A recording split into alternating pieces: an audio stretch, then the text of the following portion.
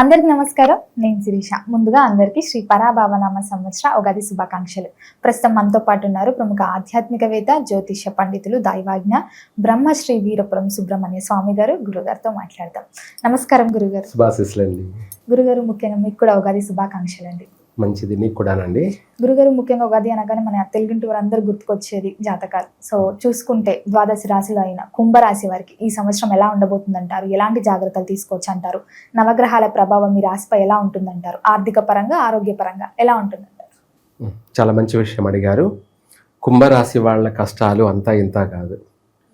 గురువుగా కుంభరాశి వాళ్ళకి ఈ యొక్క పరాభవనామ సంవత్సరం అంతా కూడా అభివృద్ధి చెందాలని చెప్పి ఉగాది శుభాకాంక్షలు తెలియజేస్తూ ఉన్నాను. అయితే మనకు తెలుగు ప్రకారంగా, మన భారతదేశ కాలమాన ప్రకారంగా శ్రీ శాలివాహన శకం శ్రీ పరాభవనామ సంవత్సరం చైత్ర శుద్ధ పాడ్యమి గురువారం మొదలుకొని ఉగాది, ఈ నూతన సంవత్సరం అంతా కూడా కుంభరాశి వాళ్ళకి ఆదాయ వ్యయాలు చూసుకున్నట్టయితే ఆదాయం 2, వ్యయము 8. 2లో 8 తీసేస్తే 6 నష్టం. అవును, ఖర్చు 6 అధికంగాను. అలాగే రాజ్యపూజ్యం 4, అవమానం 2. ఇక్కడ గౌరవార్థం చాలా బాగుంది. ఎందుకంటే అధికంగా 2 గౌరవించేవాళ్ళు కుంభరాశి వాళ్లకు ఉన్నది అది. కుంభరాశి వాళ్లకు గౌరవార్థం పర్వాలేదు, ఎట్లా పోయి ఎట్లా వచ్చినా కూడా వాళ్ళకు డోకా లేదనమాట. ఎందుకంటే ఈ కుంభరాశి సా, సి, సు, సే అక్షరాలు అన్నమాట. ఇవి ప్రపంచంలోనే అత్యంత శక్తివంతమైనటువంటి నేమ్స్ అన్నమాట. అంటే శబ్దధ్వని, వైబ్రేషను, పవర్ఫుల్ నేమ్స్ ఏమైనా ఉన్నాయి అంటే వాటిల్లో కుంభరాశి ఒకటి మెయిన్. తర్వాత రా, రీరు అక్షరాలు ఇవి, ఈ 2 కూడా ఒకదాన్ని మించింది ఒకటే. అలా వీళ్ళ పేరు ప్రఖ్యాతులు బాగానే ఉంటాయి, గౌరవార్థం బాగానే ఉంటుంది. దాన్నే సామెత ఉందన్నమాట, పేరేమో గొప్ప ఊరేమో దిబ్బ అన్న సామెత కింద వీళ్ళకి ఎక్కడ పోయినా డోకా లేదు పేరుకి. అన్ని చోట్ల వీళ్ళకు గౌరవ మర్యాదలు బాగానే ఉంటాయి. కానీ పాపం ఆర్థిక పరంగానే చొక్కా ఇప్పితే ఏం కనపడదు అనమాట. ఎంకలు బయటపడినట్టుగా బరింకలు బయటగా కనిపిస్తూ ఉంటాయి అన్నట్టుగా ఉంటుంది సామెత. అంటే ఎప్పటి నుంచో పాపం అదే పడుతూ వస్తున్నారు కుంభరాశి వాళ్ళు. పేరు గొప్ప, కానీ ఆ గొప్ప కోసమే బతుకుతూ ఉంటారు వీళ్ళు. అదే వీళ్ళకు సంతృప్తి, అదే ఆనందము, ఇదే 10,000 అన్న ఆస్తి, వాళ్ళ ఆస్తే ఆ గౌరవ మర్యాదలే వీళ్ళకి. ఒక ఆశ అన్నమాట జీవితానికి. ఏదో ఒక ఆశ కావాలి మనిషికి. ఆ ఆశకు ఏం డోకా లేదు. పేరు ప్రఖ్యాతలకి, పరువు ప్రతిష్టలకి కుంభరాశి వాళ్ళకి ఏం డోకా లేదు. ఎప్పటికీ కూడా ఏదో ఒక రకంగా బాగానే ఉంటుందిలేండి. అయితే మొత్తం మీద ఓవరాల్గా చూసుకుంటే కుంభరాశి వారికి గ్రహస్థానాలను బట్టి కుంభరాశ్యాధిపతి ద్వితీయ స్థానం 2వ ఇంట మీనరాశిలో శని. ఆ శనితో శుక్రుడు, కుజుడు లేదా రవి, సూర్యులు ఇలా కలవబోతున్నారు. కాబట్టి అందువల్ల కొంతమేర వీళ్లకు ఆర్థిక పరమైనటువంటి స్థితిగతులు. ద్వితీయ స్థానం ధనస్థానం అన్నమాట, 2వ ఇంట. శని కూడా అంత శుభకారకుడు కాదు. ఆయనతో పాటు రవి, కుజుడు కలవబోతున్నారు. కాబట్టి ఆర్థిక పరమైనటువంటి విషయాలలో ఎక్కువగా నష్టాలు, ఎక్కువగా ఖర్చులు. ఈ దాంట్లో ట్రావెల్స్ బిజినెస్ చేస్తున్న వాళ్ళు ఈ సంవత్సరము అగ్ని పరీక్ష, జాగ్రత్తగా ఉండాలంటే చాలా జాగ్రత్తగా ఉండాలి. ట్రావెల్స్ బిజినెస్ చేస్తూ ఉంటారు కదా, కార్లు, లారీలు, బస్సులు, జీబులు, ట్రాక్టర్లు, ఇలా లేదంటే జేసీపీలు, ఇలా వాళ్ళ వ్యాపార పరంగా సంబంధించి ఇటువంటి వ్యాపారాలు చేసే వాళ్ళు చాలా జాగ్రత్తగా వ్యవహరించాలి. లేదనుకోండి అధికమైనటువంటి ధన నష్టాలకి గురి అయ్యే అవకాశం ఉంది. ఇంకా చెప్పాలంటే ప్రాణాలను కూడా కోల్పోయే అవకాశం కనపడుతుంది. ఎవరికి? కుంభరాశి వాళ్ళకి. అంటే మామూలుగా బిజినెస్ పరంగానే కాకుండా వాహన ప్రమాదాలు కూడా జరిగే అవకాశాలు ఉన్నాయన్నమాట. వ్యాపార పరంగా కూడా నష్టాలు కలిగి పూర్తిగా డిప్రెషన్కి గురి వాళ్ళు ఆత్మహత్యకు కూడా వెళ్ళే అంతటి సమస్యలు ఉన్నాయి. అందుకనేసి కుంభరాశి వాళ్ళు అలర్ట్గా ఉండాలి, జాగ్రత్తగా ఉండాలి. కష్టకాలంలోనే దేవుణ్ణి ఆరాధించాలి, పూజించాలి. అంతే కదా. దెబ్బ తగిలినప్పుడే మందు వేయాలి, మానిపోతుంది గాయం. అట్లాగే కష్టం వచ్చినప్పుడే దేవుడి దగ్గరికి వెళ్తే ఈ గాయం ఎలా మానిపోయిందో మందు వేసుకుంటే, అలాగే ఆ దైవ దర్శనం చేసుకోవడం వల్ల కూడా వీళ్ళ కష్టం తీరిపోతుంది. ఏదో ఒక మార్గం కనిపిస్తుంది. అంతే. భగవంతుడు ఏ రూపంలో తీరుస్తాడు అనేది చెప్పడు ఆయన. అది మనకు తెలియదు. మనకంటే కుంభరాశి వాళ్ళకి తెలియదు. ఏ రూపంలో ఒక కష్టం వచ్చిందని దానికి చింతించకూడదు. ఏదో ఒక రూపంలో మనం దైవ దర్శనం చేసుకోవడం వల్ల ఆ కష్టానికి తగిన ప్రతిఫలం మళ్ళీ వెంటనే రానే వస్తుంది. అదే మన జీవితానికి ఒక ఎండాకాలంలో వర్షం పడితే ఎలా ఉంటుందో, మంచి ఎండల కాలంలో చిరుజల్లులో వర్షం పడితే ఎలా ఉంటుందో, అలా మనిషికి ఒక అద్భుతమైన సపోర్టు, ఊరట, ఆనందము, సంతోషం. అయితే ఎప్పుడు కాదుగా, మళ్ళీ బాగుంటుంది. ప్రస్తుతం అయితే ఈ సంవత్సరం ఇలా ఉంది కుంభరాశి వాళ్ళకి. ఈ శని ప్రభావం వల్ల అధికమైనటువంటి సమస్యలు. అయితే ఈ కుంభరాశి వాళ్ళు వీళ్ళకు కూడా విదేశీ యానయోగం 100% ఉంది. ఎందుకంటే రాశిలో రాహువు, 7వ ఇంట కేతువు వల్ల, అపసవ్య కాల సర్పదోష ప్రభావం వల్ల వీళ్లకు వీళ్ళు ప్రయత్నం చేయకపోయినా దానంతట అయ్యే ఎత్తుక్కుంటా వచ్చే అవకాశము ఉంది. ఏది ఉద్యోగపరంగా కావచ్చు, లేదంటే చేసే ఉద్యోగాలలో కూడా వీళ్ళకి ట్రాన్స్ఫర్లు, బదిలీలు, స్థాన మార్పులు, స్థాన చలనాలు ఈ రాశిలో వాళ్ళందరికీ జరుగుతాయి. ఒక్కరికనేం లేదు, ఏదో ఒక రకంగా మారాల్సిందే. అది వీళ్ళు కోరుకోవడము, లేకపోతే అక్కడ సంస్థ మేనేజ్మెంట్ ట్రాన్స్ఫర్ చేయడము. ఇది కాకపోతే లాస్ట్కి ఇల్లైనా మారాల్సిందే. అద్దెల్లు అనొచ్చు, లేదంటే సొంత ఇల్లు అనొచ్చు, లేదా రకరకాలైనటువంటి స్థాన చలనాలు అధికంగా ఉన్నాయి కుంభరాశి వాళ్ళకి. ఆ స్థాన చలనం అనేది విదేశాలకు వెళ్ళాలనుకునేది కూడా ఈజీగా అయిపోతుంది అనమాట. ఆటోమేటిక్గా వీళ్ళ జాతకంలో స్థాన చలనం అనేది జరగాల్సి ఉంది కాబట్టి, అందుకనేసి విదేశీ యానయోగం గురించి ప్రయత్నం చేస్తే వెంటనే నెరవేరుతుంది, ఈజీగా సక్సెస్ అవుతారు. అక్కడ కూడా వెళ్ళడము కొద్దిగా స్థిరపడే అవకాశం ఉంది, పర్వాలేదు. ఆ విధంగా ప్రయత్నాలు కలిసి వస్తాయి, వివాహ ప్రయత్నాలు కలిసి వస్తాయి, అలాగే వివాహాలు అవుతాయి.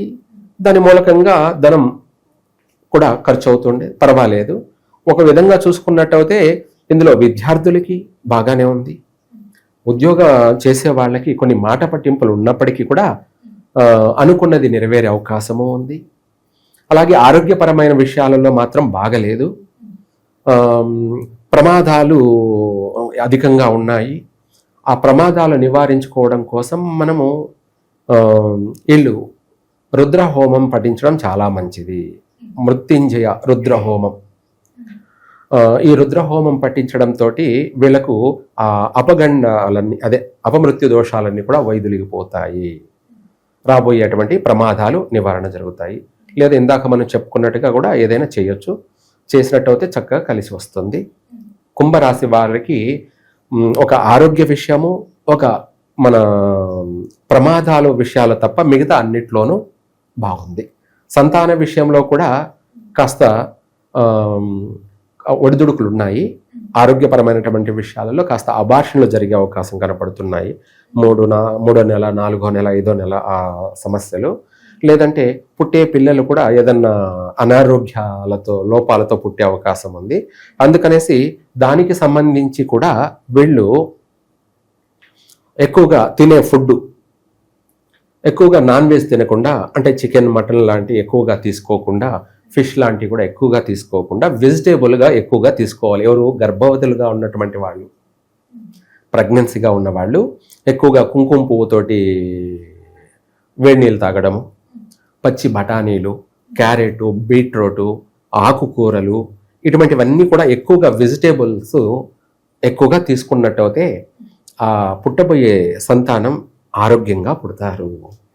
పిల్లలు ఆరోగ్యంగా ఉన్నారంటే వీళ్ళకు కూడా బాగా మనశ్శాంతిగా, ప్రశాంతతగా ఉంటారు. తర్వాత ఇటువంటి నష్టాలు కూడా జరగకుండాను వీలైనంత వరకు ఉంటుంది. ఇంకా కూడా సమస్య ఉంటే ఈ రాశి వాళ్ళు కర్బూజకాయ, అదే వాటర్ మిలన్, దాన్ని కట్ చేసి అందులో కొబ్బరి నూనె, ఆ రెడ్ ఇదంతా తీసి అందులో కొబ్బరి నూనె వేసి, అలాగే తెల్ల వస్త్రపు అదే ఒత్తి పెట్టి పెద్దది ఆమెన దీపారాధన చెయ్యాలి. ఇది ఎప్పుడు చెయ్యాలి అంటే శనివారం చెయ్యాలి. శనివారం వారం ఒక రోజు. ఇది కూడా ఎక్కడ నవగ్రహాల దగ్గరైనా చేయవచ్చు, లేదంటే శివాలయంలో అని కాదు, ఎక్కడ అయినా సరే ధ్వజస్తంభం దగ్గర చేయాలి.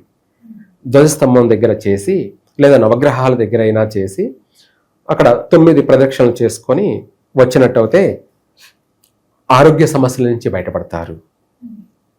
అలాగే ఆర్థిక పరమైనటువంటి సమస్యల నుంచి బయటపడతారు.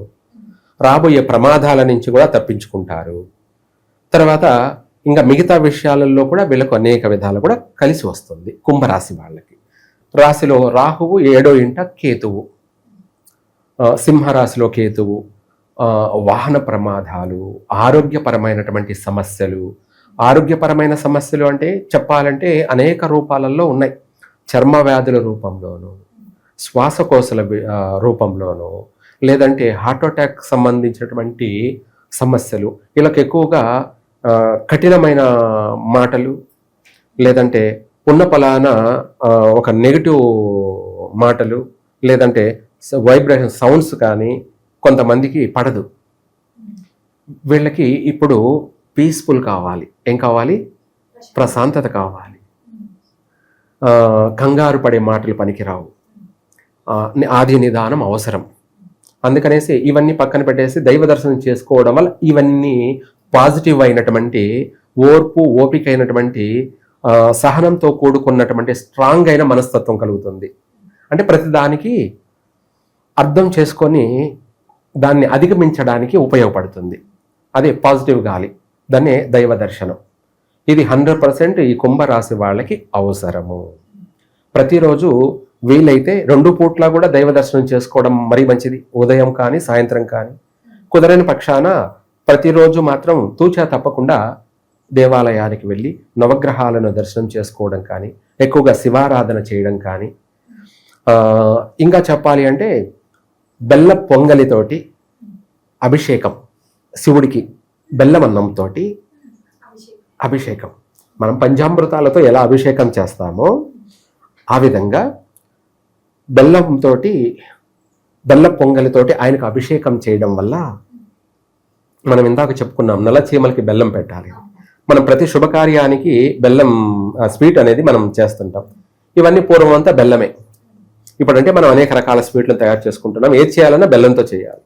అలా బెల్లం పెట్టడం అనేది మన ఇంటికి అది ఎంతో శుభప్రదాన్ని కలగచేస్తుంది, తీపిని కలగచేస్తుంది. అలాగే మనం చెప్పుకుంటే ఈ షడ్ రుచులు, ఉగాది రుచులు, ఈ రుచులలో ఈ రాశి వారికి ఎక్కువగా వగరు కనపడుతుంది. ఏమిటి వగరు అంటే? తీపి, పులుపు, వగరు, చేదు, కారము, వీటిల్లో వగరు కనపడుతుంది. అందువల్ల ఈ యొక్క కుంభరాశి వాళ్ళు ఈ పరమశివుడికి, ఆ పరమేశ్వరుడికి బెల్ల పొంగలితో అభిషేకం చేయడం వల్ల వీళ్ళకే కాకుండా వీళ్ళ కుటుంబానికంతా కూడా శుభప్రదంగా ఉంటుంది. దానివల్ల ఆర్థిక పరంగా కలిసి వస్తుంది. మనం అనుకున్న ప్రతి పని విజయవంతంగా సక్సెస్ అవుతాము. అలాగే ఇదే కాకుండా మన మనసు ప్రశాంతతగా ఉంటుంది. ఎక్కువగా మనము శుభ సూచకాలు, శుభ పరిణామాలు, శుభ కార్యాల్లో పాల్గొనడం కూడా జరుగుతుంది. అలా సాక్షాత్ ఆ పరమేశ్వరుడికే ఈ యొక్క బెల్ల పొంగలితో అభిషేకం చేయడం వల్ల మనము ఆ షడ్రుచుల్ని ఎలా ప్రసాదం కింద స్వీకరిస్తామో, ఏకంగా ఆ పరమేశ్వరుడికే బెల్లంతో అభిషేకం. అందువల్ల విశేషమైనటువంటి అది బెల్లపు పొంగలితోటి శత్రు వినాశనము. అలాగే రాబోయే ఉపద్రవాలు, ప్రమాదాల నుంచి మనము బయటపడతాము. ఈ 2 వెంటనే నెరవేరుతాయి. తర్వాత ఆర్థిక పరంగా కూడా బాగుంటుంది. ఎవరైతే నిందిస్తారో, అవమానపరుస్తారో మళ్ళీ వాళ్ళతోనే పొగిడించుకుంటాము. ఇలా ప్రతిదాన్ని చెడిపోయేదాన్ని కూడా మనం బాగు చేసుకోవచ్చు. మనం నడుచుకునే విధానమే మనల్ని బాగు చేస్తుంది. దాన్నే తెలివైన వాడు చేసే పని. ఇది 100% కుంభరాశి వాళ్ళకి వర్తిస్తుంది. గురుగారు, ముఖ్యంగా మరి కుంభరాశి వారికి ఈ సంవత్సరం ఆదాయం తక్కువే ఉంది, కానీ ఎవరైనా కొత్తగా బిజినెస్ స్టార్ట్ చేద్దాం లేకపోతే పెట్టుబడులు పెడదాం అనుకునే వారికి ఇది సరైన కాలం అంటారా? నూతన వ్యాపారాలు పెట్టకపోవడం చాలా మంచిది. ఎందుకంటే ఎక్కువగా నష్టాలు ఉన్నాయి కాబట్టి. అయితే కుంభరాశి వాళ్ళకి వ్యవసాయ రంగంలో వాళ్ళు చేతనైనంత వరకు ఎంతైనా సరే పెట్టుబడి పెట్టుకోవచ్చు. వ్యవసాయ రంగం మళ్ళీ ఏది కలిసి వస్తుంది, ఏది కలిసి రాదు అనే విషయం మనము తెలుసుకోవాలి కదా. మీరు చాలా మంచి విషయం అడిగారు.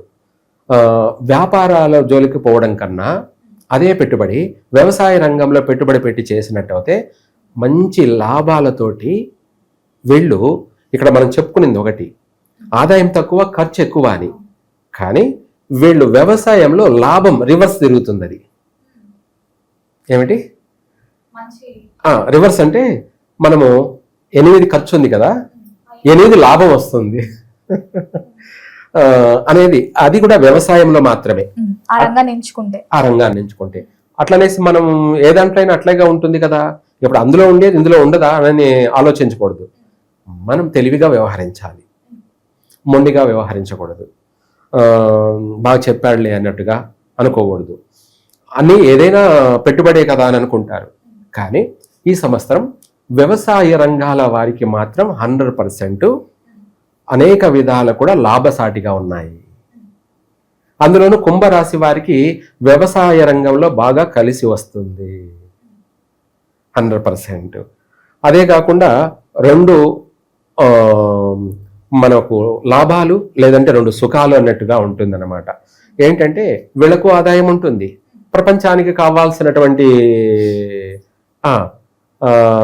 అన్నదాతగా వీళ్ళు, అంటే తల్లిలాగా, అంతే కదా, ప్రపంచంలో తల్లి అన్నీ చూసుకుంటుంది. అట్లాగా రైతే ప్రపంచానికి అంతా కూడా తల్లి వంటి వాడు.